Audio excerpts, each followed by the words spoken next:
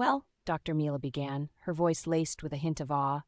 Each paper file came with a blood card, and Vita had us stumped for some time. I'm sure Hartz just had her down as a golden blood, like all the other AB positives.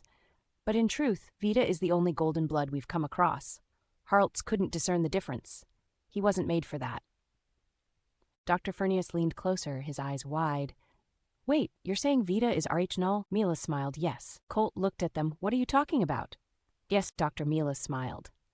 All this time, Vita thought you were the missing piece to the equation of helping Henry, as you are a piece. But at the same time, your Snowfeather was the real missing piece. Her questions and answers were right in front of her the whole time. And oddly enough, she married you of all people. You are AB negative, very rare indeed. Same for your Snowfeather, except her rarity type is beyond comprehension. The odds of finding a donor for her, well, it would be a great challenge, more than likely beyond my means in my lifetime. I have not come across another in all the years of searching, so I suggest you be very, very careful, my dear. If you were to need blood, I fear you shall more than likely die because of it. As for Henry, his blood was so muddied by the nanos that it took many tests to get a clear reading. Henry, you are, as far as we can tell, AB positive as well, which is very, very good. That means your blood can accept Colt's. The problem lies within the nanos. They create unstable synthetic antigens. I know the good doctor tried transfusions, only for the blood to be muddied again very quickly, in fact. But you see, Colt's nanos are different. They would more than likely attack Henry so quickly that even with intervention he would quickly die. Tell me, Dr. Furnius, are you familiar with anti-D? I have heard little about it, I'm afraid. Dr. Mila continued, the anti-D immunoglobulin neutralizes any Rhd positive antigens that may have entered the mother's blood during pregnancy. If the antigens have been neutralized, the mother's blood won't produce antibodies. We believe the same will happen for Henry. Therefore, our hypothesis is that Colt's nanos can completely dismantle Henry's nanos. Colt looked to the doctors again, trying to hold his position. Wait, my nanos? I do not have nanos. I was born of a mother and father. Never was I injected. I grew up away from Hartz. Dr. Mila looked to Colt. I'm sorry, I thought you knew. Forgive my assumption.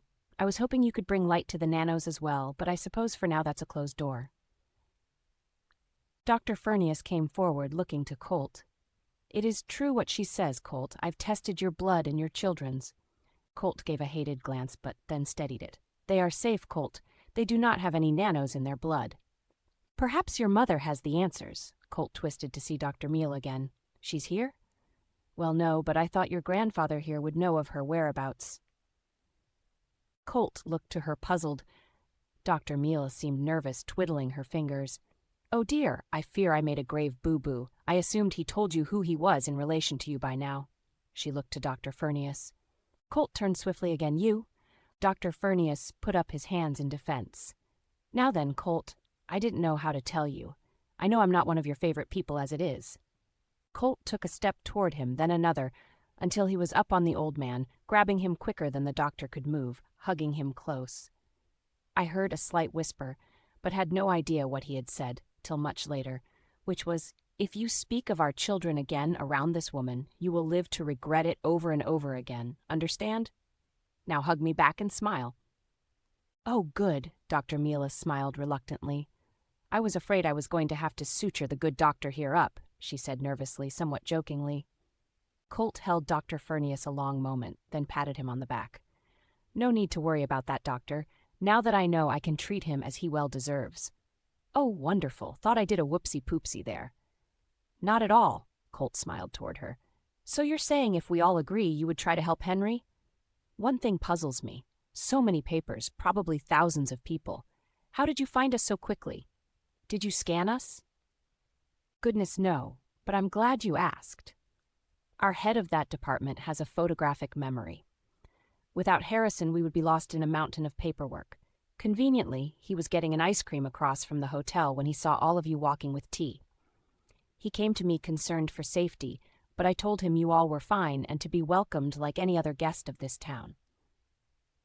I asked her, so my answer to your question is yes, but all of you would need to agree, and it would still be a great risk of death to Henry here. But Henry, you must know, Your blood is way over capacity since you haven't given to Harlts in over 4 years. They will keep populating till, well, you can no longer be its host, and it will kill you. How long would I have? Well, from my calculations, I'd say 2 years at best, but more than likely much less. But it will be full of greater pains than you must already be in, which you mask so well. But feel free to free your emotions of it if it helps. Nothing to hide here.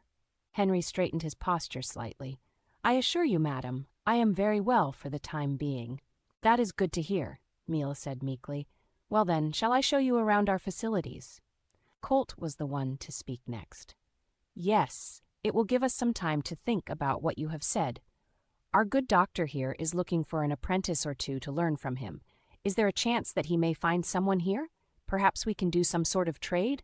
Perhaps some horses or some medicinals? Dr. Mila looked slightly confused. I see. Well, we were not expecting this. We were thinking you would be more interested in our processes of preserving life. In the way of a trade, we allow our people to do as they please. I have no hold or power to force them to do anything. They all now have free will. That being said, I can show you around the school section and see if any have any interest in joining you. But a trade would not be necessary, though in the future it would be nice to come for a visit and perhaps take samples of different flora in your area. Colt just shook his head in agreement, but I had a question of my own. Excuse me, you keep saying we. Who are you talking about? The doctor turned to me. Oh, you caught that, did you? Well, now you must die. The doctor snapped back into a smile and a small laugh. Just kidding, of course. When I say we, I'm talking actually about Dr. Threepwood. He is my mentor in all things medical. He was actually the one who made this town into what it is, but with his age, it's easier for me to get around, so I'm like his eyes and ears, not to mention voice. We all have small earpieces that help us communicate with one another about medical decisions and such.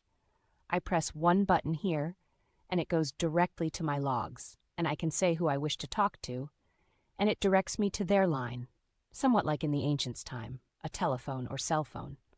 Not sure the difference, but communication-wise, it's the same.